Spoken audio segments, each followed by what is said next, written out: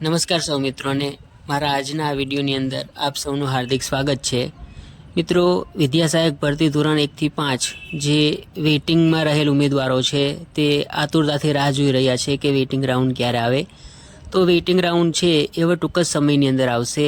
એનું કારણ છે કે જે કચ્છની ભરતી છે એ હવે એની પ્રોસેસ ચાલુ થઈ ગઈ છે। એનું PML પણ ટૂંક સમયની અંદર આવનાર છે।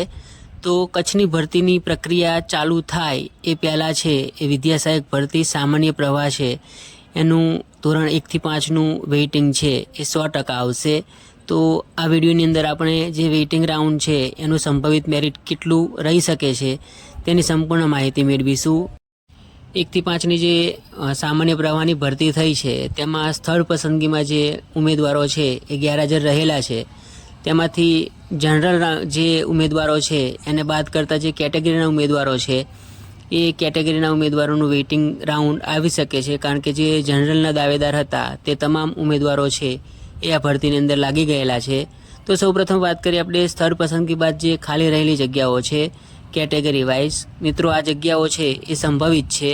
કુલ 314 ઉમેદવારો હતા, તે ઉમેદવારોએ સ્થળ પસંદગી નથી કરી। તેમાંથી આપણે 310 ઉમેદવારો રાખેલા છે અને આ આંકડો છે એ સંભવિત છે। ઓપન કેટેગરીમાં 130 ઉમેદવારો એવા હોઈ શકે છે જેમને સ્થળ પસંદગી નથી કરી। SC કેટેગરીમાં 40 ઉમેદવારો, STમાં 20 ઉમેદવારો, OBCમાં 80 ઉમેદવારો અને EWS કેટેગરી છે તેમાં 40 ઉમેદવારો હોઈ શકે છે જેમને સ્થળ પસંદગી નથી કરી। આ આંકડાના આધારે આપણે વેઇટિંગમાં આવનાર જગ્યાઓ અને એનું જે સંભવિત મેરિટ છે એ કેટલું રહી શકે છે તેની સંપૂર્ણ માહિતી મેળવવા પ્રયત્ન કરીશું। તો વિડીયોના અંત સુધીમાં બન્યા રહેશો। હવે આ જે ગેરહાજર ઉમેદવારો સંભવિત છે તેના આધારે વેઇટિંગમાં કયા નંબર સુધીના ઉમેદવારો છે એમને આ ભરતી જે સામાન્ય ભરતી 1 થી 5 છે તેમાં ચાન્સ રહેલા છે તેની માહિતી મેળવીએ। તો સૌપ્રથમ વાત કરીએ કેટલા મેરિટ નંબરના ઉમેદવારોને જિલ્લા પસંદગી મળી હતી। તો હાલ SC અને OBC કેટેગરી છે જેની પરફેક્ટ માહિતી છે એ મારી પાસે છે। તો એની વાત કરીએ તો SCમાં 569 જે મેરિટ નંબર હતો SC કેટેગરીમાં તે ઉમેદવારોએ છેલ્લી જિલ્લા પસંદગી કરેલી છે। એવી જ રીતે OBC કેટેગરીમાં 1622 મેરિટ નંબર છે એ ઉમેદવારે જિલ્લા પસંદગી કરેલી છે।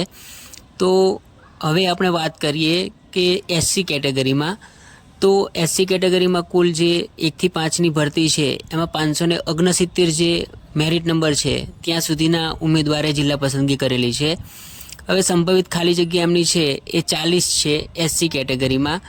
તો બાજુમાં જે સંભવિત જનરલમાં ગયેલ ઉમેદવારો લખેલા છે એ ઉમેદવારો એવા લીધેલા છે જે 569 મેરિટ નંબર પછીના કોઈ ઉમેદવારો હોય અને એ જનરલનો ક્રાઇટેરિયા ધરાવતા હોય અને એ જનરલમાં ગયેલા હોય।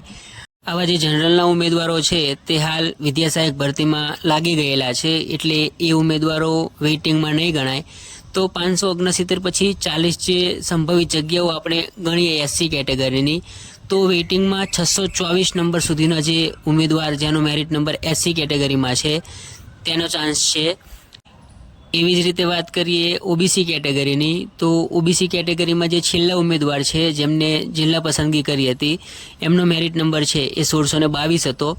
હવે 80 સંભવિત ખાલી જગ્યાઓ હોય કે જેઓ OBC ઉમેદવાર હોય અને એમને સ્થળ પસંદગી ના કરી હોય અને 80 જગ્યાઓ વેઇટિંગમાં આવે અને OBC કેટેગરીના 30 એવા ઉમેદવારો છે કે જે જનરલમાં ગયા હોય 1622 મેરિટ નંબર પછી પણ।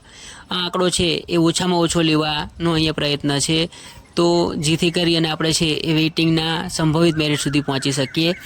તો OBCમાં જેનો મેરિટ નંબર 1732 છે તે ઉમેદવાર છે એ વેઇટિંગમાં આવવાના પૂરેપૂરા ચાન્સીસ છે।